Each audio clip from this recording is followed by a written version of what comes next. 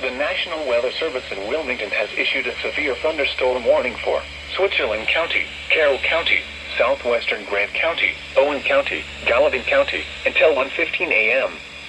At 12:29 a.m., severe thunderstorms were located along a line extending from 7 miles west of Bedford to near Shelbyville, moving northeast at 55 miles an hour.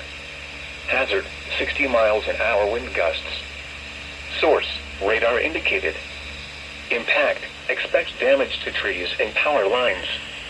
Locations impacted include Carrollton, Vevey, Warsaw, Owen County, Florence, Kentucky Speedway, Glencoe, Fairview, Ghent, Sanders, Corinth, Sparta, Patriot, Worthville, Prestonville, Monterey, Gratz, Elk Lake, Wheatley, and Steel Bottom.